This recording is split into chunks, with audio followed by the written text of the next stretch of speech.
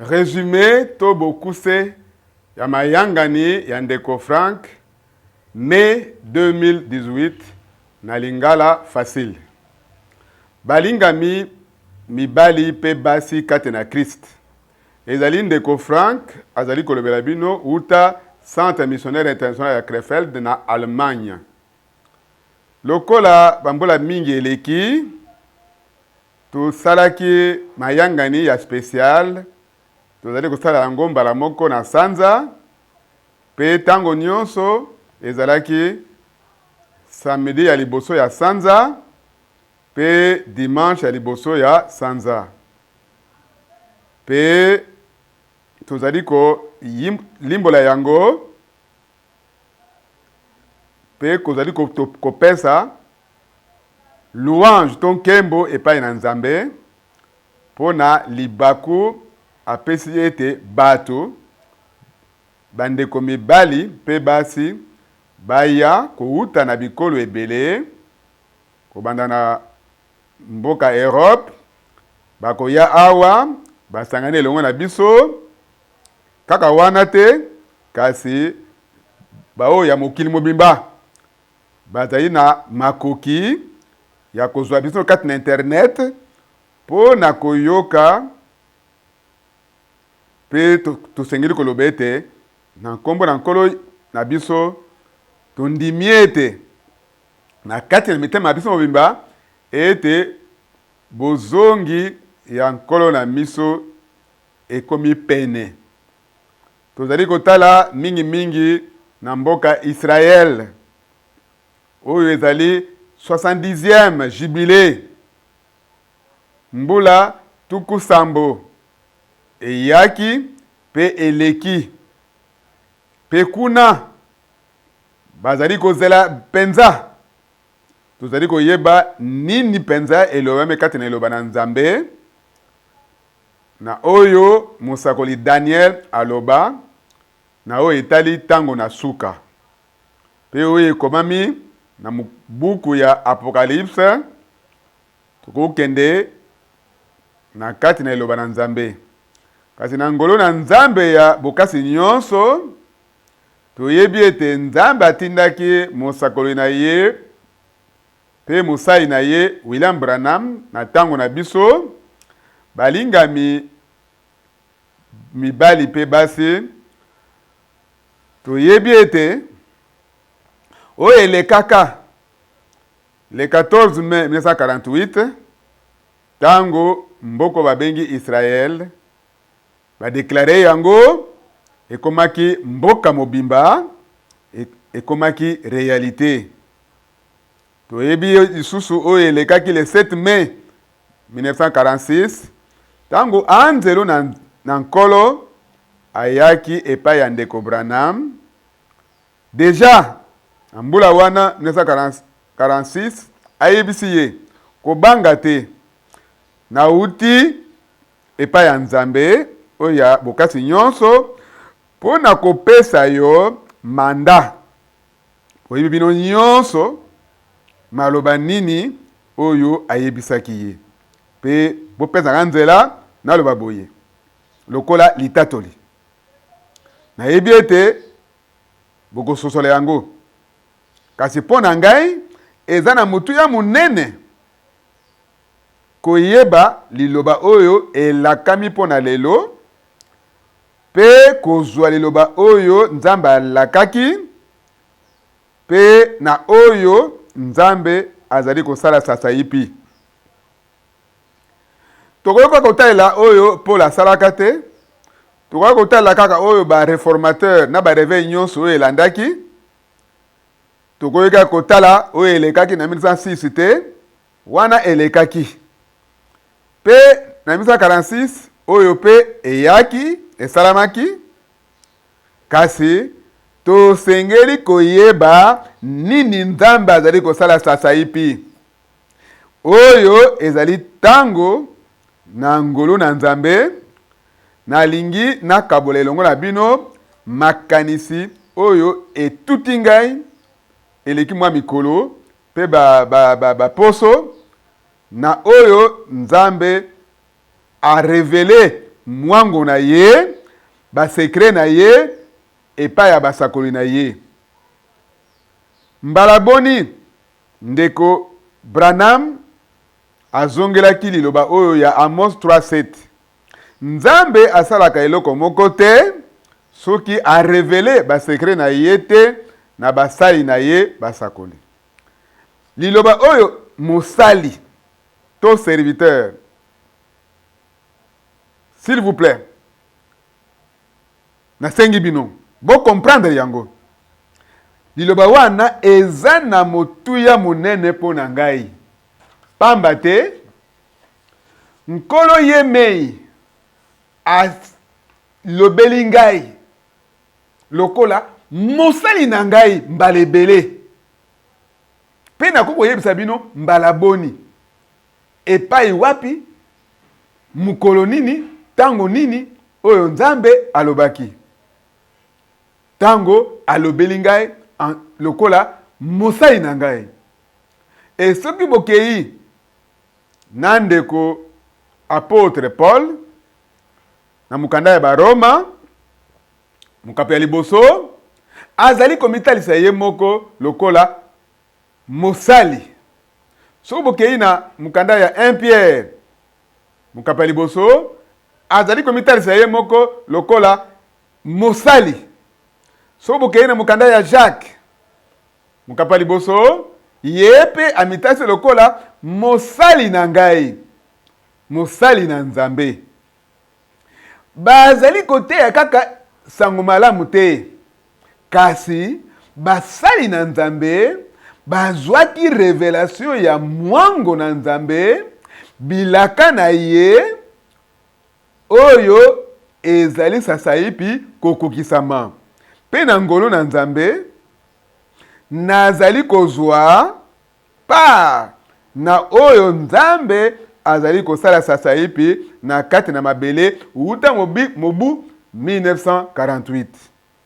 Eleki mibu 70 ans oyo ngai na bonzaki bomoi na ngai epai ya nkolo. Pe na mobu 1949 na mbala liboso nayokaki na tina ya ntombo na musala ya ndeko Branham. E soki natali na nsima ya bambula ebele tango babande ya enregistrement oyo baprédication oyo ndeko Branham azali koteya bazali kotindela ngai yango na Allemagne. Nakoloba ete nakoli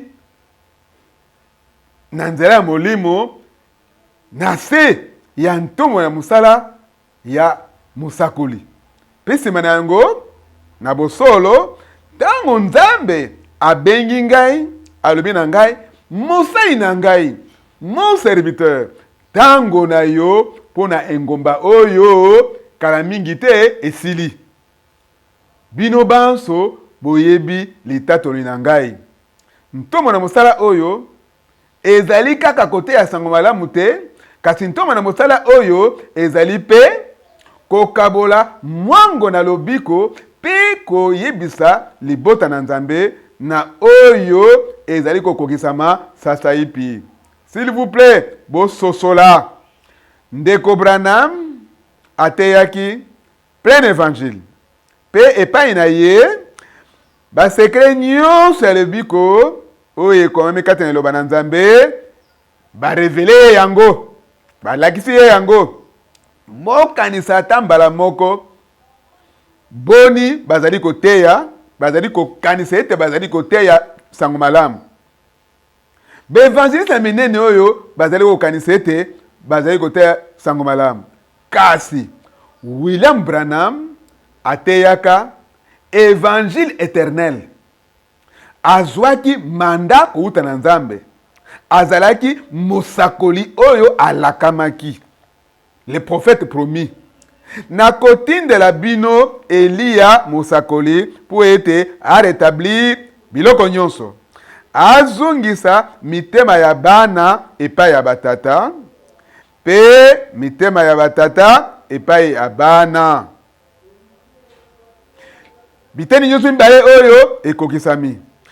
Ya liboso ekokisami na ntombo na mosala ya mosakoli Jean-Baptiste.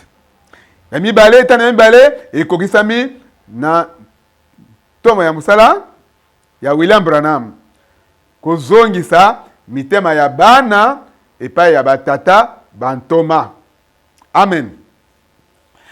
Balingami etinda ezali kaka koloba te, koloba te, kasi message ezali réalité, ezali bosolo, ezali restauration, ezali kozongisa ya biloko nyonso. Kozonga epai ya Nzambe, kozonga na liloba na ye, kozonga na ebandeli, kozonga na moboko oyo ebandeli, kozonga na évangile oyo bantoma bateyaka. Ndenge na lobaka yango mbala ebele, pe na kozonga yango pe lelo, mandat spécial oyo epesamaki epai ya ndeko Branham le 11 juin 1933. Balingami, nalingi bososola likambo oyo. Soki botali awa, kobanda awa ti awa, ndeko Frank azali kotalisa biteni oyo ezali kati na papier aza nango. Awa ezali oyo elobamaki epai ya ndeko Branham. Yango nde apesaki lokola litatoli. Na se awa balingi mine oyo to balingi misatu oyo na ndambo. Tokuti yango wapi? Tokuti yango na buku oyo babengaka les actes du prophète. Pe oyo batindiringa yango kouta na États-Unis. Awa kobanda esiko oyo yango nde musakola lobaki.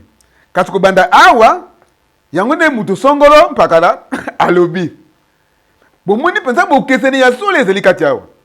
Balingami, nasengeli koloba oyo, nasengeli koloba oyo, po ete batu bapengwa te.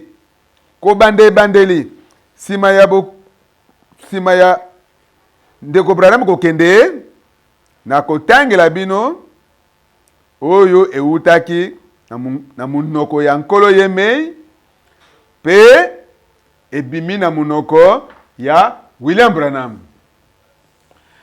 Lolenge moko Jean-Baptiste atindamaki lokola moyangeli ya buyele liboso ya Kristo, message oyo epesameli yo ekozala moyangeli ya buyele mibale ya Kristo. Ezali tete ngai na kozala moyangeli, kasi message oyo ekozala moyangeli. Yango ezali boye nkolo alobi. Kasi boni na déclaration oyo. Lolenge moko Jean-Baptiste atindamaki lokola moyangeli ya boye ya Kristo, yo otindami lokola moyangeli ya boye ya mibale ya Kristo. Iyo mingi bazali kondima oyo mutu songolo mpakala akomi na kati na livre na ye, pe azali koganga pe kolobaka yango na mokili mobimba na mabele mobimba. Kasi ngai nazali kondima kaka oyo ebimi na niwe surnaturel, pe na ndimi ete prophète ye moko alobaki yango. Ezali yete, kasi message oyo Nzambe apesaki ye, message ya liloba na Nzambe, véritable révélation ya mwango na Nzambe, malakisi nyonso kobanda oyo elekaki na Eden, na oyo etali likambo ya divinité, na oyo etali likambo ya baptême ya mai na kombo na nkolo Yesu Kristu, na oyo etali repas du Seigneur, nyonso alakisi yango, atei yango. Pe mpo na kozala sembo balingami, sima ya bofungami ya baso, ndeko Branham atei ata na mboka moko te. Atei ata na mboka moko te, avanda kaka obele kaka na États-Unis sima ya bofungami ya bakake sambo. Kasi ndeko Branham ntango azwami kati na nkembo bantambe na ngai oyo ememi etinda to message ya Nzambe tina suka ya mokili. Pe sasa ipi tozali kokabola bilei to message oyo ya tango oyo epa ya bandimi ya mokili mobiba na bamboka pene ya kama moko tuku sambo na mibale. Amen. Na ngolo na Nzambe nasala kaka be mibembo mboka na mboka, pays na pays, pona manda o Nzambe apesi ngai balinga mibali pe basi. Soki bozali komona ete ngai frère Frank nazali komi pesa itato ngai moko nalingi boyebisa ngai. Est-ce que ngai nalobaki pa frère Frank le 2 avril? Est-ce que ngai ndeko frère na milobaki na ngai moko musai nanga to mon serviteur? Ou bien ngai na yokaki mungongo ya Nzambe konganga pe ekotinga na motema pe na etindia mungongo ya nkolo Nzambe ye moko na yokaki yango na matoi oyo ya ngai musai na ngai mon serviteur tangu na yo po na ngumba oyo etikali musika te esili na kotinda yo engomba na engomba po na koteya liloba na ngai. Boyebi litato na ngai oyo ezali solo ekomi pe réalité pe soko totali sima na bambolo nyonso eleki sima oyo musakoli azwami kati na nkembo na bandaki ntombo na musala na ngai pona manda divin oyo Nzambe apesi ngai. Balinga mibali pe basi oyo nyonso ya Nzambe bakondima oyo mutu asali te, kasi oyo nyonso babotami sika baza na molimo na Nzambe bakondima bobele oyo eutaki na lipata wana kouta na lola pe oyo musakoli yeme azongeli mbala ebele. Bopesa nga nzela nasilisa pe naloba boye oyo ezali tango ya motu ya monene pona Ecclesia ya kondima ya sika. Tango monene pona mwasi na libala, tango monene pona Israel, mukolo na mukolo tokoki kolobete lelo likomi oyo ekokisami na miso na biso. Pe na kati na mukanda Matthieu chapitre 12 pona ko sukisa tika ete na kabola na bino oyo ndenge nini nkolo na biso mobikisi na biso akomaki musali. Awa na Matthieu chapitre 12 po ete ekokisama oyo basangelaki na mosakoli Ezaïe, talani mosai na ngai oyo ngai naponi molingami na ngai kati na ye motema na ngai mwele na ngai ezui plaisir ekote kati ezui esengo ezui ye na esengo na kotia molimo na ngai kati na ye akosangela boyenge bene na bikolo nyonso. Oyo tokozonga na mukanda ya Yesayau to Ezaïe chapitre 42 komanda mulonga liboso elaka na tina ya nkolo akoya pe pona Israel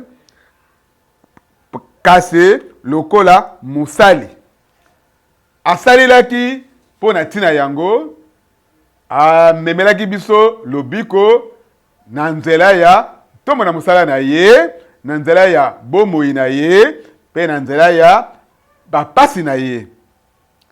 Mwango nyonso ya Nzambe ekomaki réalité. Balingami boye likambo moko moko lelo ekoki kolobama nkolo na biso abengi basakoli abengi bango basai na ye pe nkolo na biso ye moko akomaki musali po ete asala volonté ya Nzambe awa na kati ya mabele pe na kondima ya sika bantoma basali déclarer basangeli conseil nyonso toli nyonso ya Nzambe yango wana na mukanda ya Apocalypse chapitre 1 ekomami ete pona kolakisa na basali na ye makambo nyonso oyo esengeli koya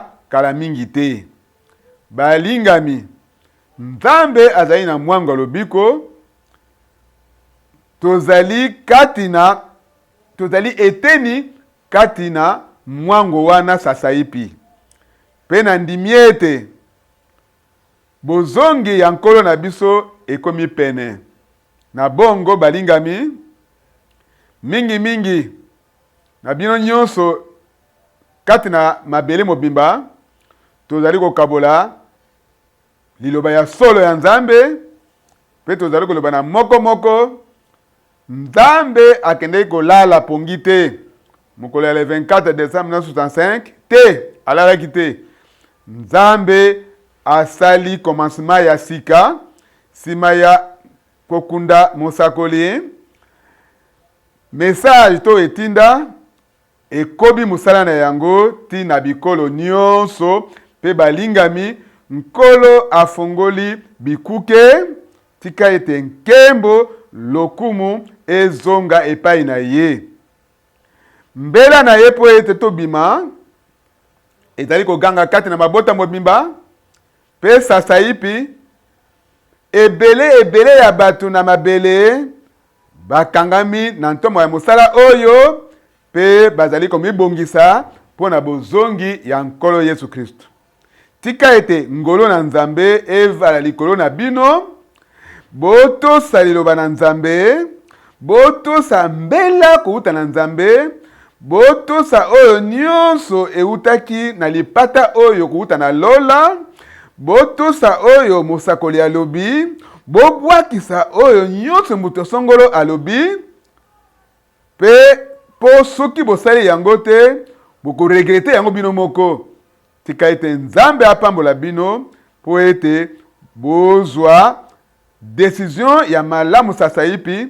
Tika ete Nzambe apambola bino, azala elongo na bino na kombo na nkolo pe mobikisa na biso Yesu Kristo. Amen.